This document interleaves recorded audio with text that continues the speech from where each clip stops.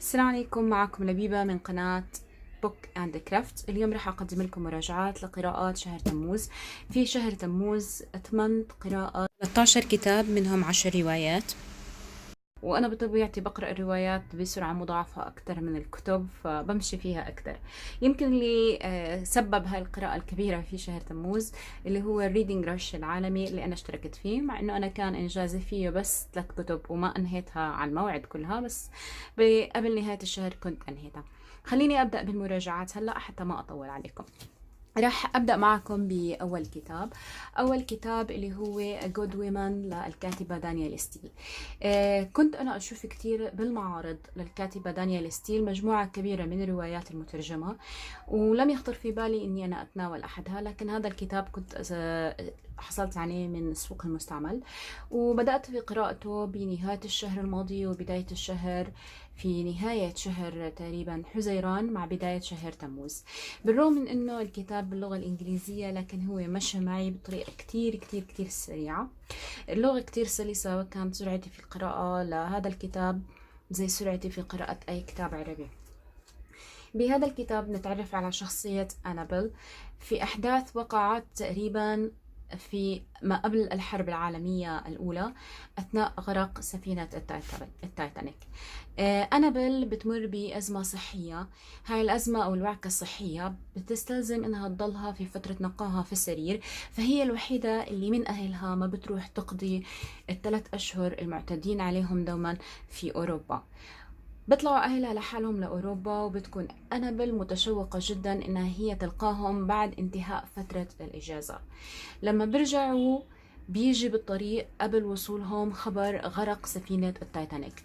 أنابيل كتير بتتأثر الموضوع، وبتضلها تحاول تلاحق الأخبار حتى تطمن على أفراد عائلتها. وبتحدث المأساة إنه 2 من أفراد عائلتها ال3 اللي كانوا على السفينة بيكونوا قد توفوا، واحد فقط تمكن من النجاة. هلا أنابيل بتدخل بمرحلة حداد.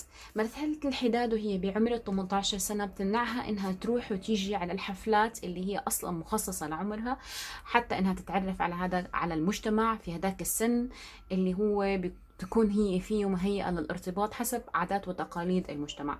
فترة الحداد بتكون ممتدة لمدة سنة. خلال هاي السنة بتتعرف أنابل على صديق لأبوها وأخوها من البنك. هذا الصديق بيكون شخصية آسرة في البداية، كتير بتتعلق فيه أنابل كصديق، وبعدين هو بيقرر انه يقدم على خطبتها والزواج منها. طبعا برأيي انا كان هذا اغبى قرار عمله هذا البني ادم. بقترن بأنابل هذا البني آدم، لكن فيما بعد بلاقي إنه فعلا من مصلحة أنابل إنه يتركها ويخليها تعيش حياتها، وبناء عليه بيقوم بعملية تطليقها. ترفض توقيع أوراق الطلاق، بتكون في وضع كتير سيء نفسيا، فبيضطر لعملية التفريق الوحيدة الموجودة في هذاك الزمن اللي هي ادعاء إنه هي ما كانتش امرأة شريفة. طبعا هذا الشيء بدمر حياة أنابيل، بتضطر إنها تبدأ من أول وجديد. ما بقدر أقول إني حرقت عليكم أحداث كتير، لكن هي رح تبدأ من أول وجديد، رح تنتقل إلى جزء آخر من الكرة الأرضية، ويا ترى حتقدر في هذا الجزء تحقق حلمها. في النصف الآخر من الكرة الأرضية مشاكل أنابيل ما انتهت، حتصادفها مشكلة كتير عويصة. هاي المشكلة يعني ممكن تدمر حياتها، لكن بتخليها تتعرف على عجوز بريطانية. هاي العجوز بتحكي لها بعض الأمور اللي عن جد بتخلي أنابل شخص آخر، أو بتساعد أنابل إنها تكون شخص آخر. يعني القصة كتير كتير فيها أحداث كانت ممتعة، كانت مستفزة شوي. تحاول الكاتبة في القصة أنها تظهر لك قديش كانت النظرة إلى النساء، قديش تغيرت النظرة للنساء في هاي الفترة، شو كان المسموح شو كان الممنوع، وكيف قدرت المرأة نوعا ما تحصل على بعض من حقوقها. هذا بالنسبة لقصة الجود وومن. القصة الثانية اللي قرأتها كانت هي أسوأ قصة أنا التقيت فيها بشهر تموز، وهي القرصان أبو عرجان في بلاد كيلوباترا. يعني هاي القصة طبعا مش معي، موجودة بالمكتبة العامة. كنت مريضة وكانت الأقرب إلى سريري، فأنا التقطتها وبدأت بقراءتها. أسوأ قصة ممكن إن أنت تتخيلها. هاي القصة بتتحدث عن مغامرات القرصان أبو عرجان، لكن مكتوبة بطريقة إنه بتخليك تفكر إنه إخوان، الكاتب اسمه اخوان مارتين، انه اخوان مارتين لما كتب هاي القصة كتبها هيك من قفا ايده، وهو مش مصدق انه معقول يلاقي دار نشر غبية تنشر هيك كتاب. الكتاب هيك بيستخفف كل العالم، ماخذ الموضوع كتير هزلية. يسخر جدا من القبائل الإفريقية، من الحضارة المصرية القديمة. حتى في الكتاب بيكون عم بذكر صلاة الأشخاص بمصر، دامج ما بين صلاة المسلمين وصلوات أخرى. فيعني تستغرب من الموجود بالكتاب. والشخصية النسائية اللي هي بنت الزهور أسوأ شخصية نسائية ممكن تمر عليك بحياتك، أسوأ قدوة ممكن تحطها للأطفال. هي طول الوقت مغمى عليها، وإذا ما كانش مغمى عليها حيخبطوها على راسها علشان يغمى عليها. طبعا حتلاقوا مراجعة لهذا الكتاب بتقدمه سلمى، أتوقع يوم السبت، يعني حتكون مراجعة لهذا الكتاب. الكتاب الثالث اللي رح أحكي عنه اللي هو حكاية غريق. حكاية غريق لجابرييل غارسيا ماركيز. حكاية غريق رح نتعرف على أول شيء قصتين. وأول قصة قصيرة موجودة في الكتاب اللي هي أجمل غريق في العالم، وهي قصة شاعرية جدا مثل النثر، جميلة وبتحس حالك عم تقرأ شيء من الأدب الإغريقي. وباقي الكتاب يتحدث عن حكاية غريق، وهي حكاية حقيقية. بعض الناس ما بيعرفوا أن هذا الكتاب لجابرييل غارسيا ماركيز. لما كان جابرييل صحفي حدثت حادثة إحدى السفن الحربية، تلقت صدمة صدمة أمواج من المياه، فغرق كل من كان على سطح السفينة في ذلك الوقت. الباقي الأشخاص اللي كانوا موجودين على السفينة ومش على السطح طبعا نجوا من عملية الغرق. فبيروي لنا البحار الوحيد الناجي الحكاية تبعته وما خاضه من صعوبات، سواء كان قبل الغرق، بعد الغرق، وأثناء رحلته في البحر لفترة زمنية طويلة، وحتى بعد ما تم إنقاذه. قص القصة على جابرييل ماركيز. جابرييل ماركيز صاغها بأسلوبه الأدبي الشاعري على لسان الشخص، وتم نشرها في الصحف على شكل حلقات متسلسلة، ثم بالأخير تم جمعها وإصدارها على شكل كتاب تحت اسم حكايات غريق.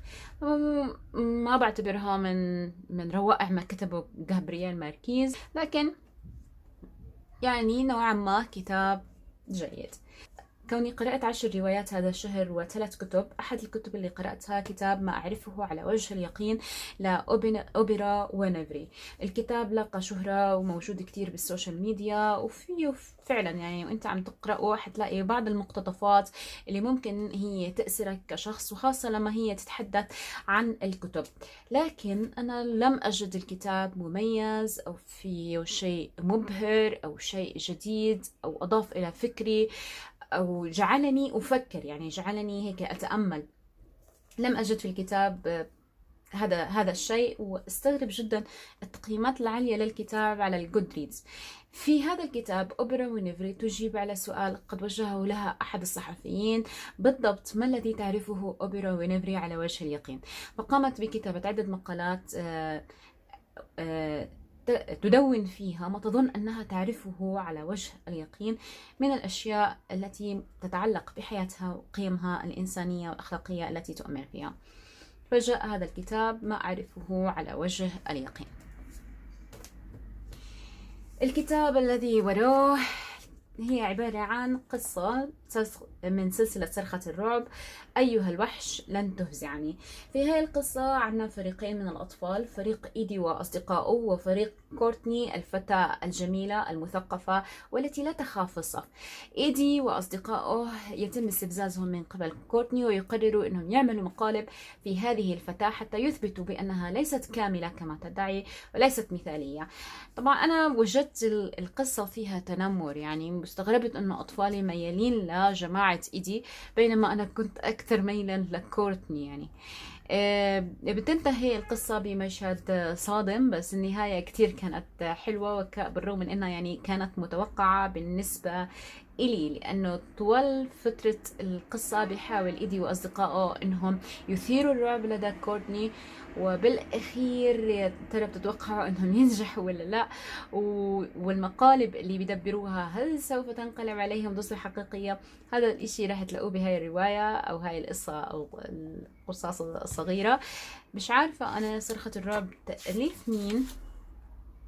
تأليف R.L. شتاين. ما بعرف إذا السلسلة كلها لR.L. شتاين، لكن هي مجموعة وهي من دار نهضة مصر. بلاحظ إنه أطفالي بيحبوا هاي المجموعة القصصية بيستعيروها كتير. الكتاب الثاني اللي كان معي لهذا الشهر، وأنا بالعادة ما بحط مراجعات للكتب اللي بتكون أقل من 50 صفحة، لكن قلت أحط هذه المراجعة على هذا الكتاب لأنه هو كتاب عن تعلم الرسم، اللي هو How to Draw Robots and Alien، كيف ترسم الروبوتات، رجال آليين والفضائيين. فهذا الكتاب بصراحة ما كانش كتير مميز. الرسومات اللي فيه أو الستايل الرسم اللي موجود فيه كان مزعج بعيد عن ذوقي، لكن هذا لم يعني إني أنا ما حاولت أطبق ورسمت بعض الرسومات الموجودة منه.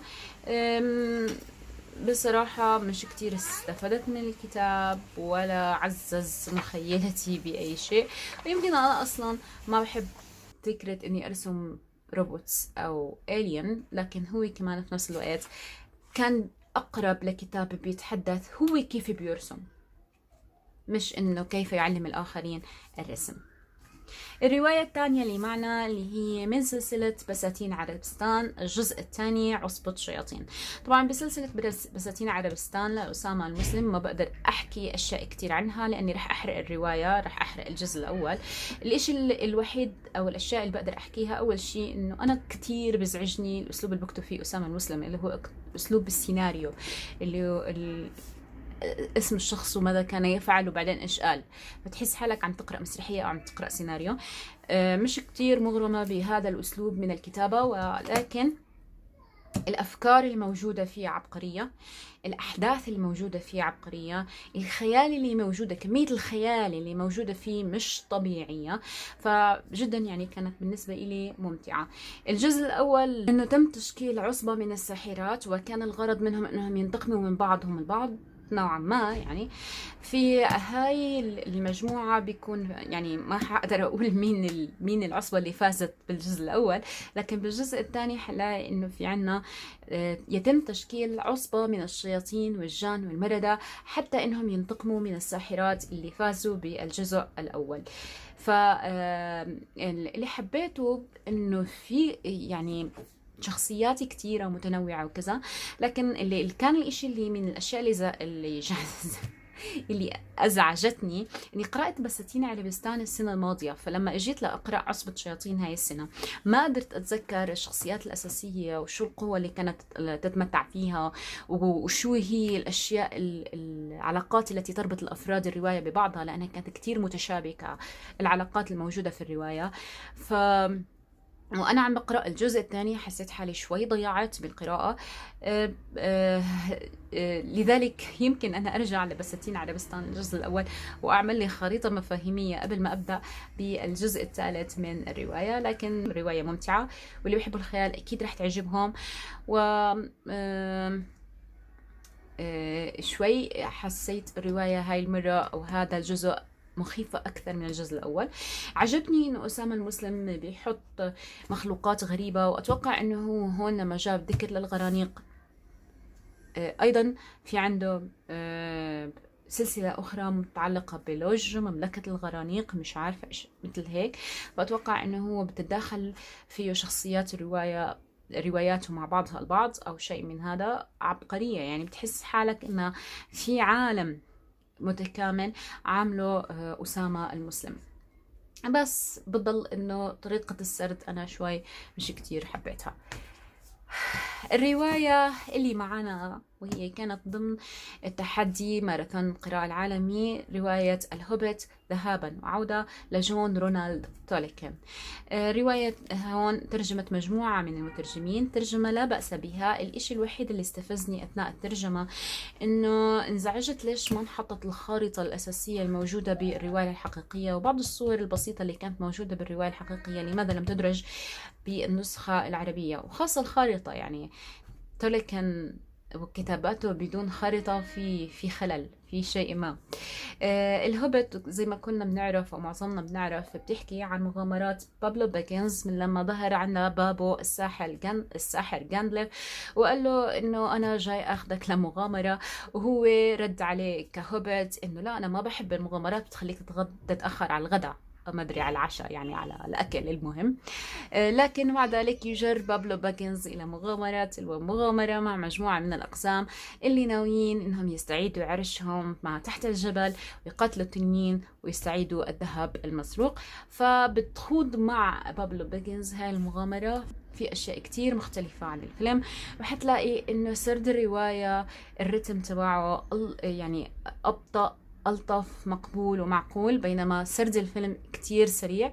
شخصيات موجودة بالفيلم مش موجودة بالرواية، ومع ذلك الرواية كتير رائعة. وهي على فكرة رواية مقدمة للأطفال، كتبت أصلا للأطفال لكنها كتير كانت ممتعة، من الروايات المفضلة، وهي قراءتي الثانية لها. أول مرة كانت باللغة الإنجليزية وهاي المرة باللغة العربية. الرواية الأخرى اللي معنا اليوم اللي هي لقيطة اسطنبول لإليف شفق. في هاي الرواية ما قدرتش أبدا أطور أي تعاطف مع شخصيات الرواية، لكن خليط الشخصيات اللي كان موجود بالرواية كان كتير مستفز. الشخصيات، طريقة تصرفها، طريقة تفكيرها وماضيها ما كانش بالنسبة إلي مقنع إنه ماضي شخصية مثل هيك انت شخصية بهذه الكيفية. لكن على أي حال في عبقرية في طريقة التدوين.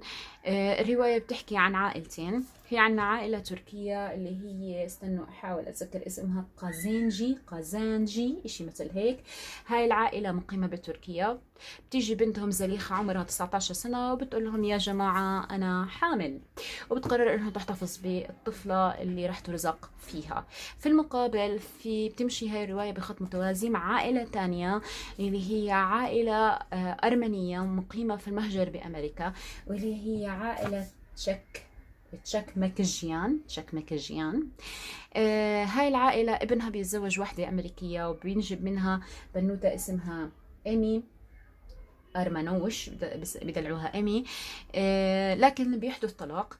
فاللي بصير إنه بالقصة بتحكي لنا إليف شفق أحداث العائلة اللي عم بتصير بإسطنبول تركيا بالتوازي مع العائلة اللي عم بتصير بأمريكا، وكيف إنه المصائر للعائلتين هدول رح تتلاقى، وخاصة إنه هي إيمي يعني بدك تحطه بعين الاعتبار تقريبا بنفس سن بنت زليخة اللي أنجبتها بدون زوج.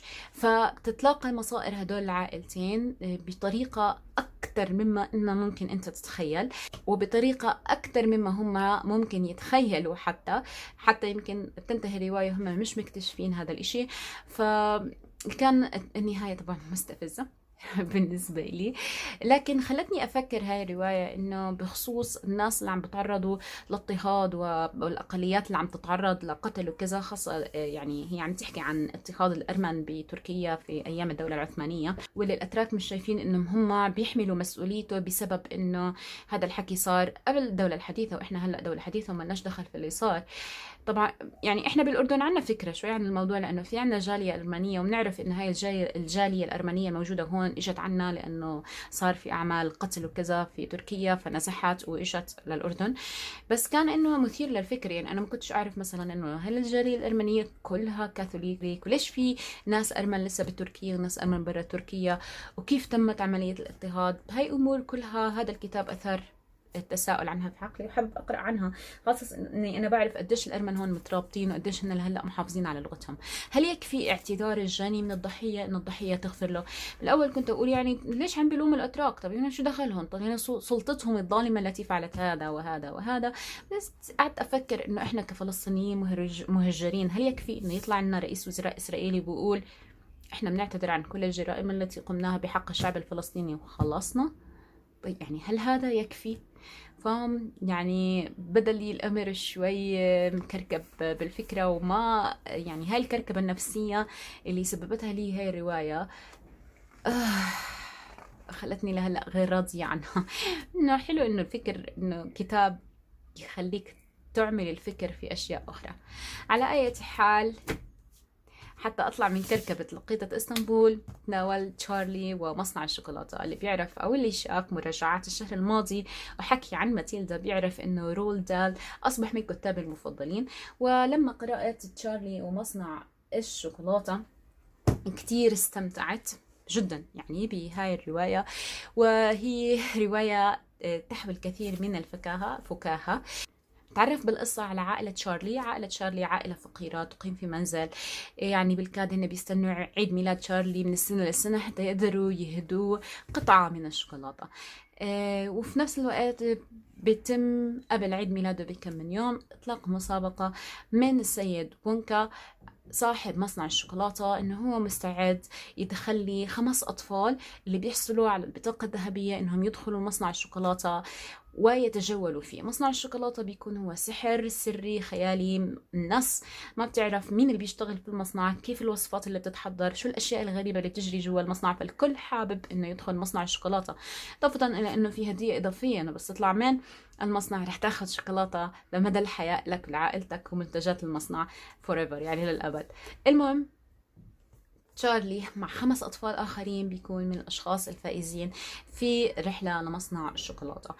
اللي بيصير إنه ال5 أطفال أو ال4 أطفال الآخرين غير تشارلي بيكون كل واحد منهم عنده قصة معينة أو عنده خلفية سيئة أو بيحتاج لتعديل سلوك.